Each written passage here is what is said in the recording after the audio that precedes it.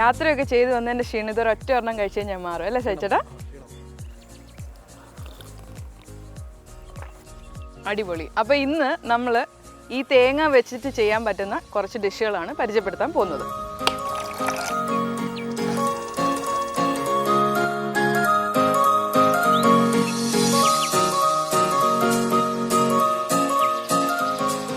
Hi, ഞാൻ അശ്വിനി.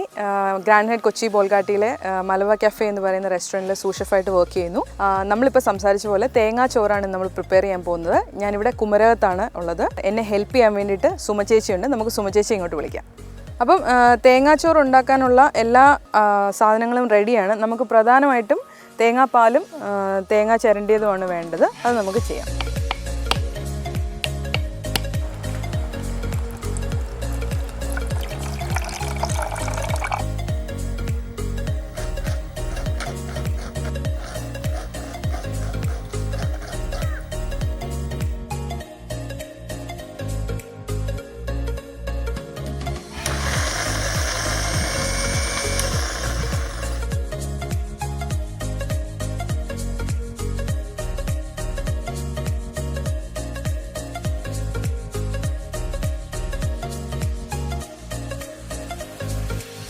തേങ്ങാച്ചോറിൻ്റെ ഒരു flavour എന്ന് പറയുന്നത് ഒരിത്തിരി കറിവേപ്പിലയും കൊണ്ടുള്ളതാണ്. അപ്പം ഇവിടെ പറമ്പിൽ കുറച്ച് ഫ്രഷ് കറിവേപ്പില കിട്ടുമെന്ന് പറഞ്ഞു. നമുക്കത് പോയി പറിച്ചിട്ട് വരാം.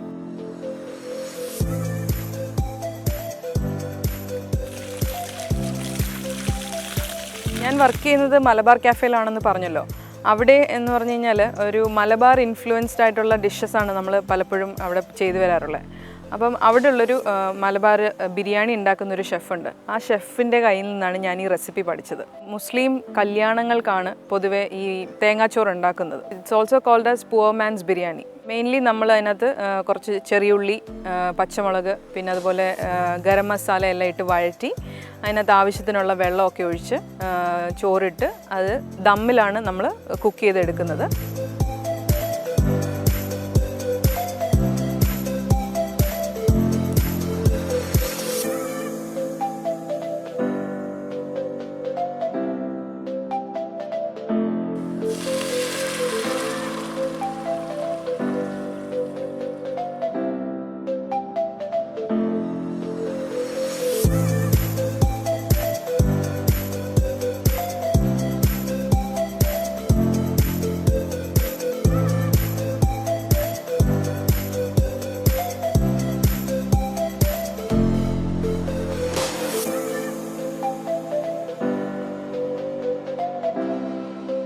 നമ്മളൊരു ചെറിയ ട്വിസ്റ്റ് കൊടുത്തതെന്ന് പറഞ്ഞു കഴിഞ്ഞാൽ അവസാനം കുറച്ച് തേങ്ങ വറുത്തതും കുറച്ച് പിസ്ത വറുത്ത് പൊടിച്ചതും കൂടെ ആഡ് ചെയ്തിട്ടാണ് നമ്മളിത് ഒരു റിച്ച് ഫീൽ കൊടുക്കാൻ വേണ്ടിയിട്ട് ചെയ്തെടുക്കുന്നത്.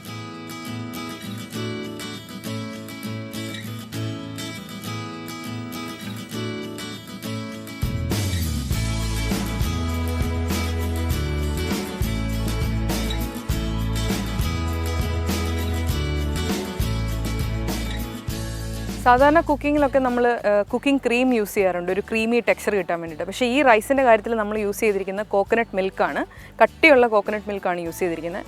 അപ്പോൾ അതിനൊരു ക്രീമി ടെക്സ്ചറും ഫീലിങ്ങും ഒക്കെ നമുക്കുണ്ടാവും.